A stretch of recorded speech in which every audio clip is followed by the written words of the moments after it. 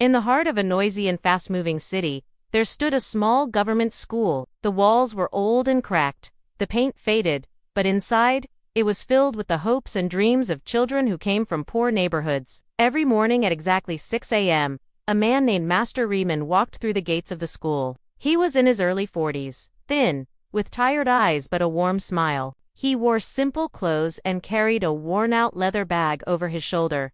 He wasn't just a teacher. He was a guide, a father figure, and a hope for those who had nothing. Master Riemann's own family lived far away, in a small village called Nor. His wife, Rubina, and their 2 children, Danish and Me, stayed behind to take care of their small piece of land. The village had no proper school, no hospital, and barely any electricity. So, Riemann had moved to the city to earn money by teaching, sending most of his income back home. He missed his family every single day. At school, Riemann taught with love and dedication. He taught English, Urdu, and moral education. Even though many of his students didn't have shoes or proper clothes, he treated each of them like his own child. He believed that education was their way out of poverty. One afternoon, after class, he sat alone on the school stairs, eating from his old metal tiffin. A student named Ion came up to him. "Sir," he said shyly, "will you come to the school fair this Sunday?" Riemann smiled. "Of course. I never miss it when my children shine."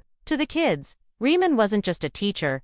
He was a hero. Every night Riemann returned to his tiny rented room in a noisy part of the city. The ceiling leaked during rains, the fan made a strange noise, and he shared a bathroom with 4 other tenants. But none of that bothered him. What hurt the most was being away from his family. One evening, he video-called his children. Manu showed him her doll Abu. She asked, "My teacher says, my papa is a hero. Are you really a hero?"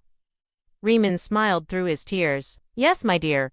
I'm trying my best to be one." But things weren't going well at school. Many students stopped coming. Riemann found out that their parents couldn't afford books or uniforms anymore.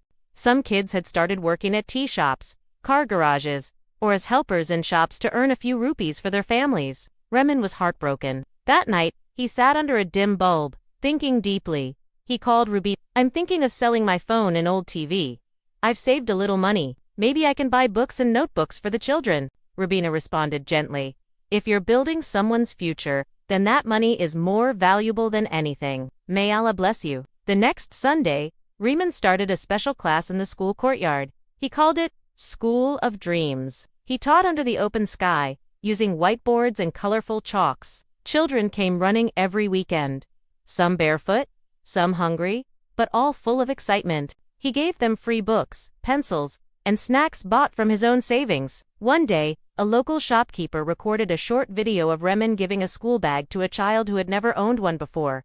The child hugged the bag and cried. That video was uploaded online, and within 3 days, it had more than 2 million views. People from around the country watched it and were moved. Comments poured in. "This man is a true hero. I wish my child had a teacher like him. Salute to this legend."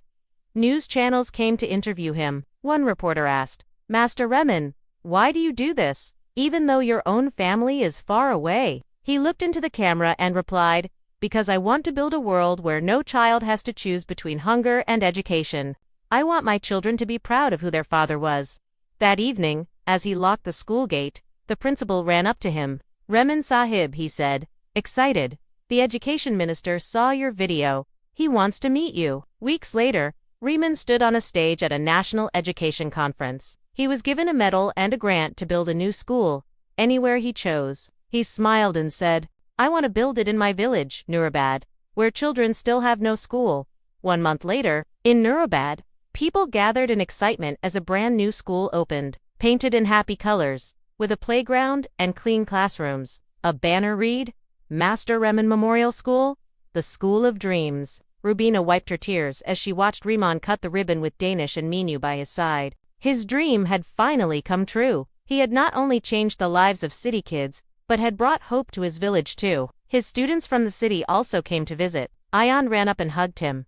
"Sir, now, you won't go far away again, right?" Riemann smiled. "No, my child. Now, I'm everywhere where dreams are born."